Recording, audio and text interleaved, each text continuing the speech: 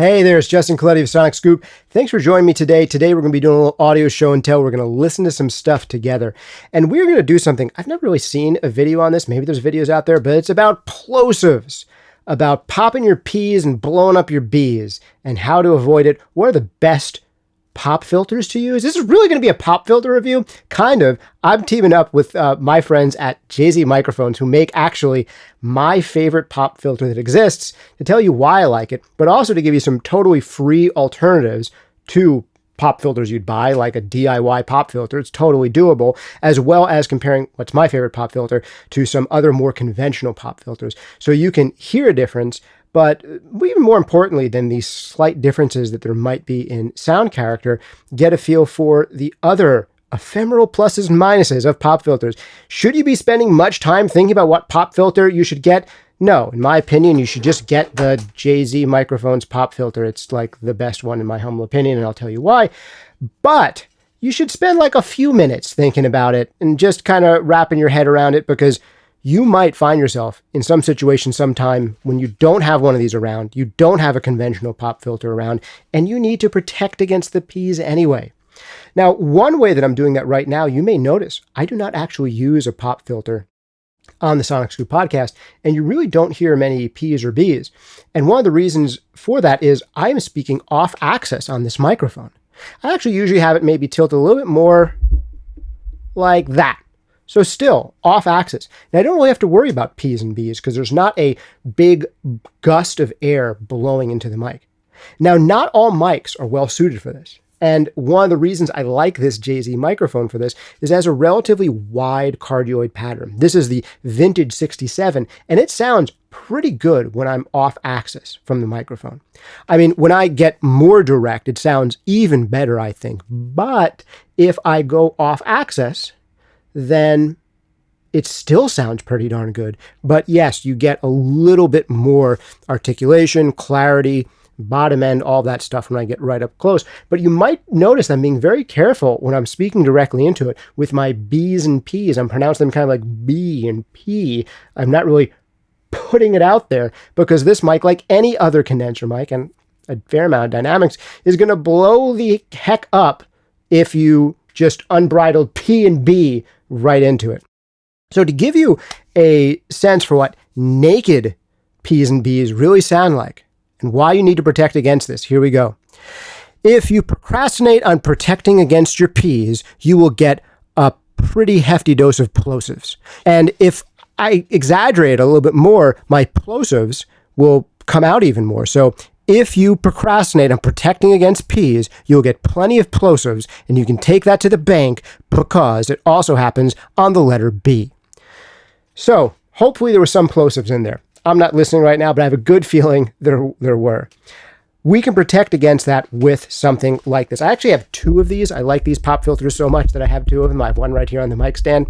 And I will actually use this JZ pop filter when I am having the mic kind of down here. Like, so when I'm doing like a screen capture tutorial, I'll actually have one of these microphones kind of like down chest level, like pointing upwards to my mouth. And in those cases, I'm much more likely to use one of these because if I look down, there could be easily a gust of wind going into those. So how to use the pop filter? Well, you can put it right up close to the mic. Often enough, I think a better strategy for a lot of people is to actually go right up to the pop filter itself. And this way, you have like a particular set distance for, say, a singer or a vocalist or an overdub person. They're always going to come back to this same distance again and again without the temptation of being on the microphone. When you don't have a pop filter, how are you going to gauge for overdubs and retakes how close you should be to the microphone? That's kind of tricky. This is one of the hidden benefits of a pop filter. I mean, you could do that by going right up to the microphone like this, but I generally would not recommend that. You have a ton of plosives, and you also get a lot of proximity effect usually when you go up that close. So this is a hidden benefit of a pop filter, of having a visual guide for retakes, overdubs, to make sure you're always at the same distance.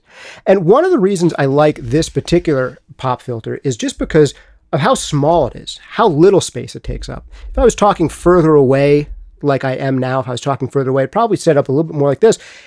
And it has such a small profile And that is probably one of the reasons I'm a big fan of this one, is just how little space it takes up. It's bigger than the capsule. You get it in line in front of the capsule and actually stays as actually a good gooseneck, unlike the goosenecks on some of these other kind of more conventional ones, which are often a little too flipsy and flopsy, and sometimes they don't stay exactly the way you want them to. Once you wrench this one into the right place, it really does tend to stay, and that's one of the other reasons I like this one. But I've used the big conventional ones in the past, and you can just see the size difference. So if you're doing anything on screen, man, I just really recommend this JZ one.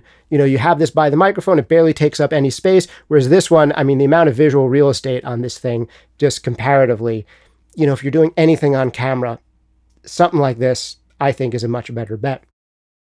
Also, if you're doing anything visual, these get spilkisy. I think that's the technical term for it. Maybe you can see some of the spilkish on this in the lights. There's just little bits of stuff and fluff. And yeah, you can swap these out and you can buy new ones now and then.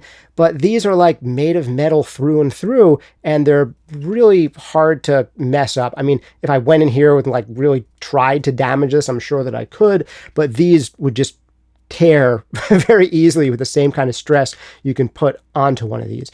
And before they break, they tend to get little holes like on the sides, and they collect dust and fuzz and stuff on them. I'm not sure whether or not the stuff is getting picked up, but there's definitely some specks there. And they also kind of start to stink after a while, these more cloth-based conventional ones. If you get a lot of different singers on, maybe who haven't been brushing their teeth quite as often as you do, they can really like develop a funky smell, and you literally, people will, and I have myself, clean these with mouthwash in addition to like water, or you can just throw away the replacement things. So the one negative about the JZ pop filter and these smaller metal mesh ones is they cost a little bit more than these do. But chances are, if you get one of these types, you're going to replace them with some frequency. And after you replace them 2 or 3 times, you may as well have bought one of these, and it kind of looks better. And this leads us to the last thing, which is potentially sounds better too.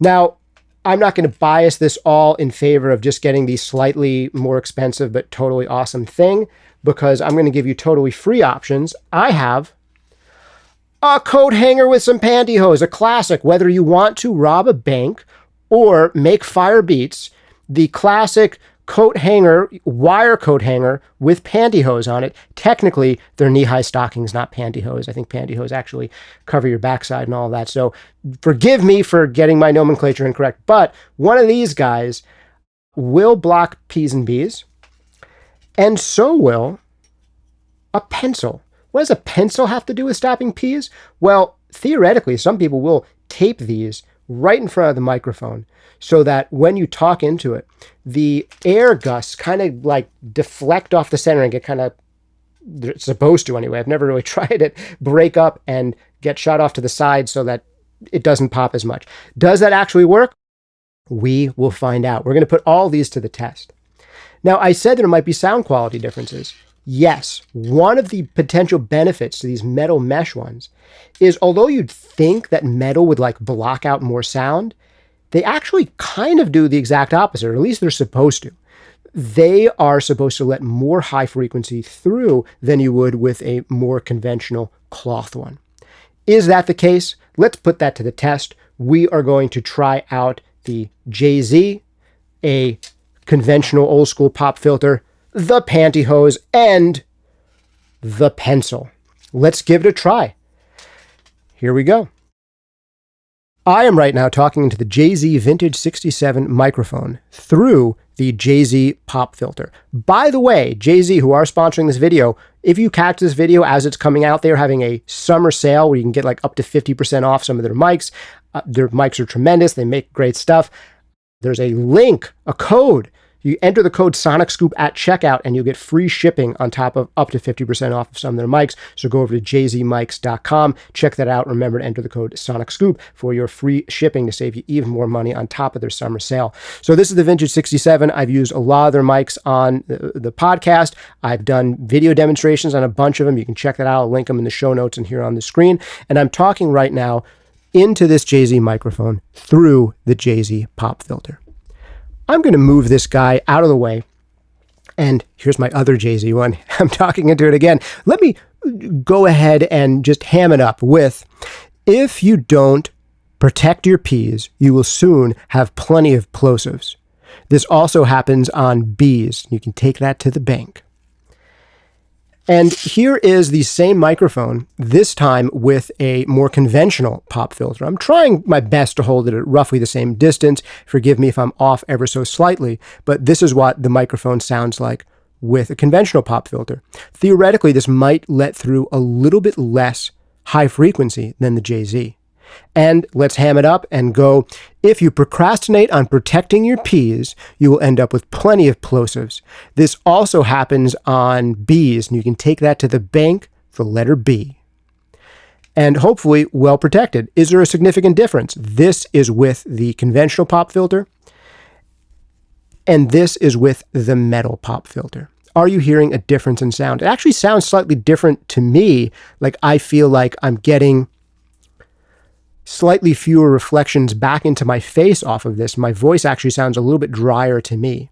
As far as which one I'd rather be looking at as a singer, or as a performer, absolutely this one. It just less gets in the way of the microphone. I can see the microphone through it. My whole face isn't like experiencing this like the sun being blotted out feeling. It's just this little extra transparency in front of the microphone, whereas from my perspective, when I get this in front of the microphone, I see the microphone less, and just like my entire field of vision is just black dot, which is kind of weird as someone who's talking. That's me. Maybe if you're used to it, it's comforting, but I just feel less encumbered and more natural with it. So another thing to think about. All right, in addition to trying those out, how does the pantyhose pop filter work and sound? Here we are now through the pantyhose pop filter. I'm going to pop some P's on this one. If you procrastinate on protecting your P's, you'll end up with plenty of plosives.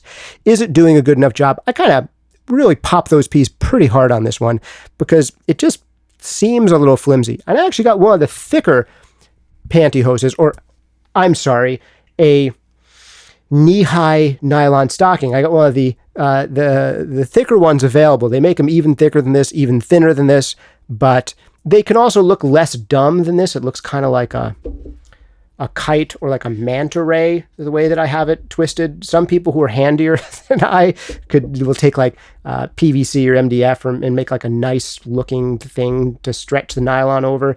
But we'll have to go with this manta ray looking guy. Can't believe you killed Steve Irwin. It's awful. Is it too soon for that? I think that was a stingray. Anyway, here we go. Popping P's with this guy. And let's listen back and forth now over on the Jay-Z pop filter. Here's the Jay-Z pop filter, and here's our conventional one. And there's our conventional pop filter. All right, one more time, this time with the pencil trick. I'm going to speak directly into this mic. What people will usually do for this is tape the pencil right onto the capsule. So let me get another hand free so I can kind of hold it in place. And here we go. If you don't protect your P's, you will get plenty of plosives. You can take that to the bank because it can also happen on the letter B. And that's the other big thing. I'm kind of hamming up right now just how much I'm projecting my P's, but you don't have to do that. The last thing that you can do if you ever find yourself without a pop filter is A, speak slightly off of axis like this, or B, you just be really conscious about your P and B letters so that when I say P and B, I am being sure not to blow them up into the microphone. But that takes a little bit of practice to do. And even if you get good at it, you'll get it wrong sometimes and you'll blow up the microphone. So use something, unless you're talking off axis like I do. And if you're going to use something, I would recommend my favorite one. I've got a second one right here. The Jay-Z pop filter. Is JC sponsoring this video? Yes, they are. Can you use a discount code to get not only 50% off, but also free shipping? You type in the code SonicScoop, all one word, and you get free shipping on top of your big discount. But the reason they are sponsoring is because I actually like their mics and I actually like this pop filter.